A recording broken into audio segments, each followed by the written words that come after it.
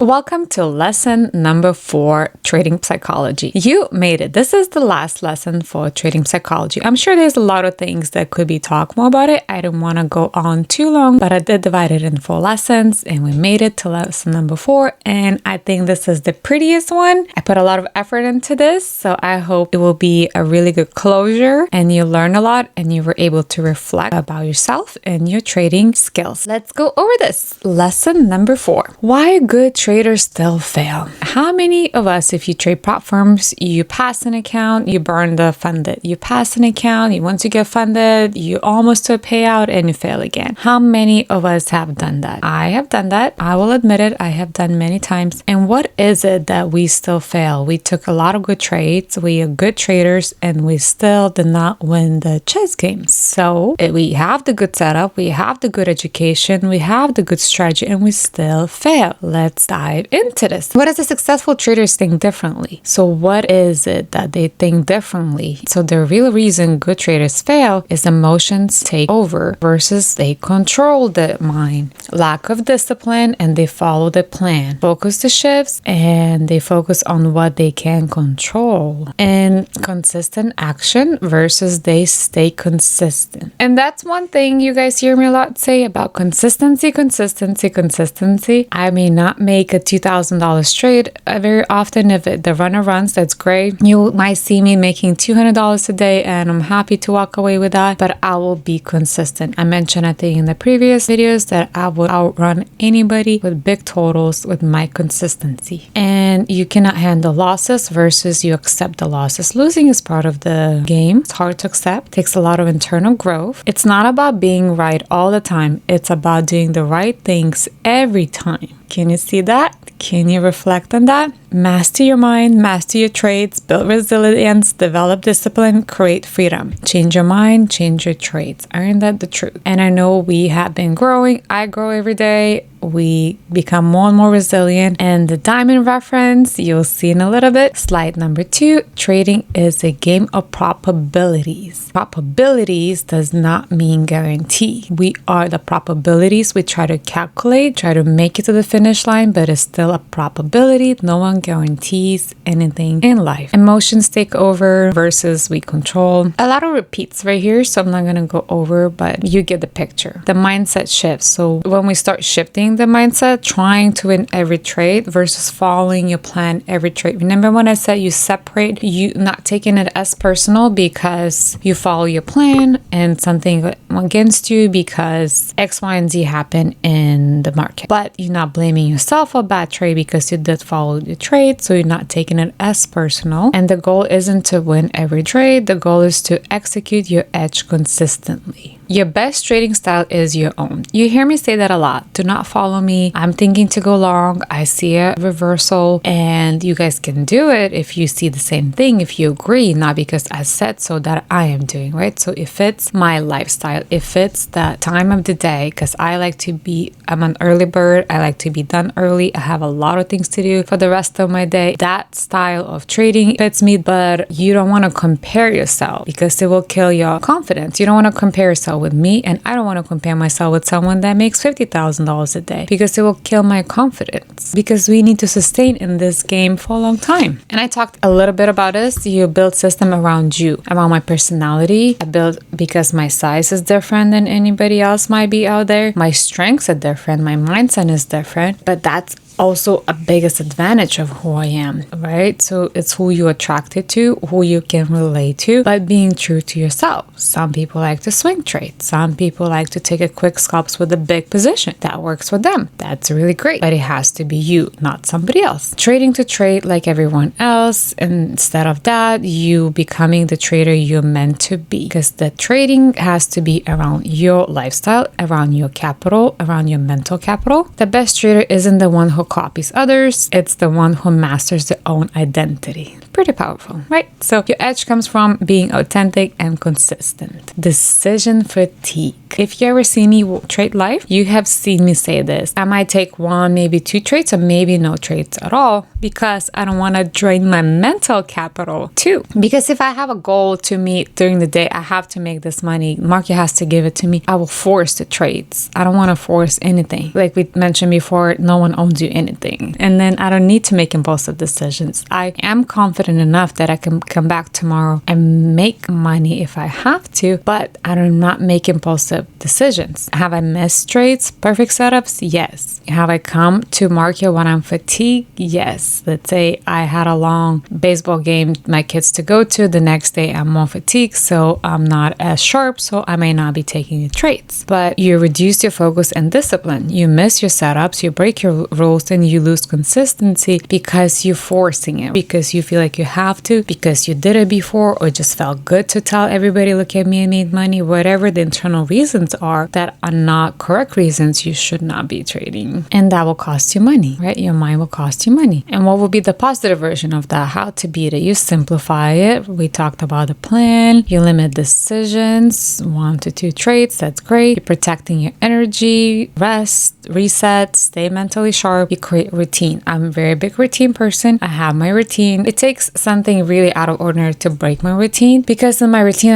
I know what to expect next. I know I'm gonna do this in the morning and do this in the morning and do this. And then I also schedule my trading, meaning that I'm not gonna be here all day and sitting and exhausting myself in the charts, because I have things to do. The goal is not to make more decisions, but to make better decisions. I think that would summarize all the things I try to say. This one is a touchy one. The addiction to action. We have heard that trading is gambling. We probably heard that from some of the family members, and not everybody supported us in us learning the trading, because people heard all these other stories that's about gambling. Why they say it's gambling? Is there truth to it? Yes, because people that we approach it, they need action. They need to get excited. It's loud. We talked about overconfidence. It's a very loud winning, and they need the action. They can't sit still. They need to make the money. They need excitement. They need the rush, and we spiral down. We chase losses, emotion driven, and the outcome hopes for luck, right? We get into trades with not meant to be, and we're trying to get out, and we rely on hope. And what is trading? Trading, instead of addiction, will be we can show results when we do have a discipline, we're waiting and we have a plan and all that. But do you see, like, the difference is the mindset? It's not the actual job of trade. It's how you approach the market. If you come in the market, say, oh, I'm gonna spin it, go long, I'm gonna spin it to go short, and close my eyes, and kind of gonna work out, because we have 50-50 is a big chance probability wise. So yeah, so that's why people compare gambling. But if you look at it differently, I think you will never have your family saying that you're gambling. It's a pretty heavy lesson, right? So self-sabotage. You are your worst enemy. That hits hard, because that could go to your childhood, because I was told to work hard and to work harder. So I self-sabotage. I used to take more trades, because how come I made $500 right now and I didn't even work that hard? So there's many self-sabotaging subjects that could be very personalized to you while you're sabotaging your good green day. How many of us would start with the green, they would end with the red? So something you have to look internally. For me personally was that I was told to work hard and work harder, because just by working hard, you are just regular, ordinary person. If you want to stand out, you need to work harder. That being said, I was self-sabotaging my profits, because I try to overachieve things. So what are the ways? Like doubting your edge, breaking your rules, you chasing and overtrading, abandoning too soon. Many traders walked away because you think that you didn't find your edge, but you didn't actually control your emotions, so you needed more time into this industry. And what is the positive at all of the negatives is that you do trust your plan, you follow your rules, you wait for a setup, and you stay the course. Consistency, just showing up. Even if you show up to look at the markets and you're not going to trade, and your goal goal is to see if you're going to see a pattern and have a strength not to trade, that's still, of course, you're still staying consistency. And you don't need a new strategy. You need a new relationship with yourself. And that's one of my goals, was to do these lessons. Expectations versus reality. We all dream. They're saturated with all these expectations, and we feel like a failure because we see people on vacation with all the beautiful families, cars. For girls, we see beautiful handbags that, a couple of those will buy some a car. It looks like it's fast result, perfect traits and excitement, right? All the bling blings. We do see all the bling blings out there. So we expect that too because it looks like it's normal. But what is the reality? All that, even if you're a good trader, you might go through reality because it's not easy. Trading is really, really hard. Success comes to those who accept the reality and stay committed anyway. So I think that's what I was trying to say. This is what summarized this. We can't think that somebody else has it better because their reality could be different, but also our reality, it's not as bad as we think it is. We almost there, or you need to be more consistent and more realistic with your expectations in order to reach the goal. Protecting your mental capital. You have heard me talk about this a lot, so I'll try not to spend too much time on it, but all these, we talk about FOMO, overtrading, revenge trading, negativity, doubt, all that is a mental capital.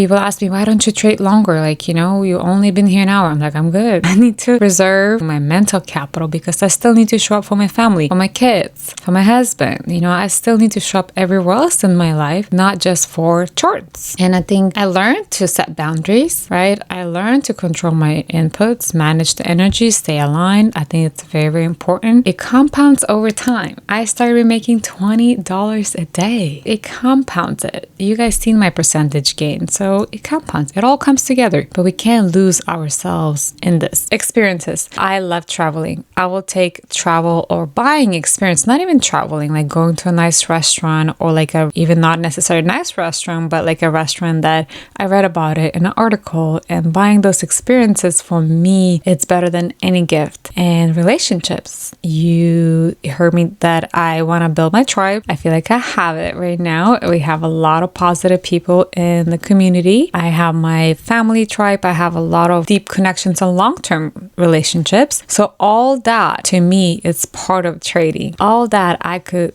have it with trading, which keeps me centered, keeps me aligned with my lifestyle. So you don't find the lifestyle you want, you design it. So that's what I designed it. Yours could be looking very different than mine. That's okay. Everybody, have their love languages. Everybody has their happiness when they find their happiness. And this is what I found my happiness. Design your life so good. Trading becomes the choice, not a need. That's why I don't believe in trading a lot or taking a lot of trades. So try to make so much money. Just trade the charts, see what the market gives you, see what you can calculate your probabilities, and try not to stress too much about it because there's much more in life than just trading. So you have your growth, right? So your growth never stops. I said that a lot, that I'm still a student. I'm still learning from other people. I was so excited to show you guys this slide. Almost made like the main picture, but now that you made it towards the end, I guess you deserve to see that. How relatable is this?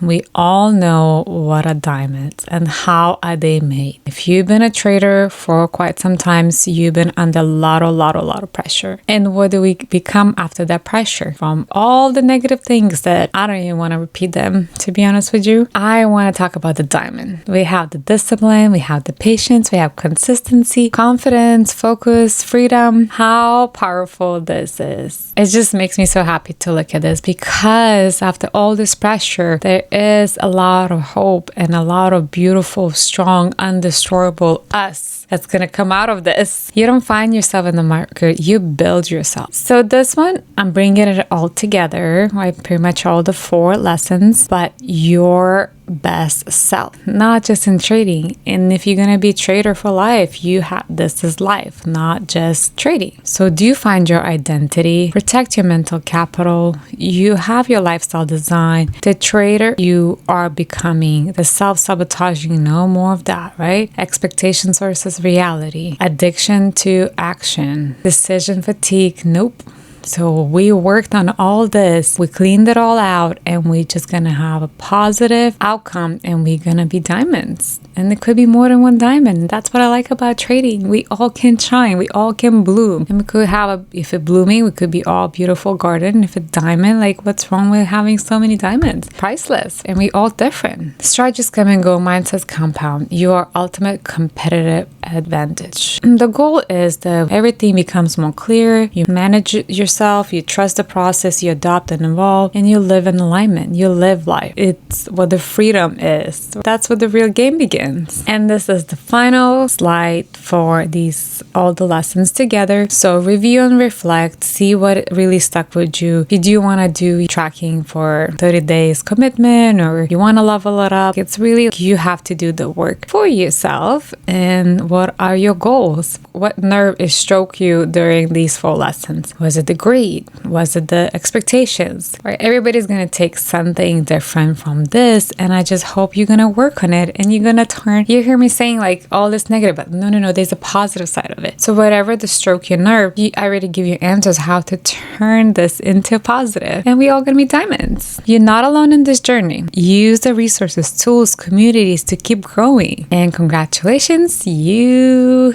just finished trading psychology. You graduated. Thank you so much for whoever survived all 4 of them, and I really hope you took at least one thing from this and you grew. And remember, the pressure is good because diamonds are forever.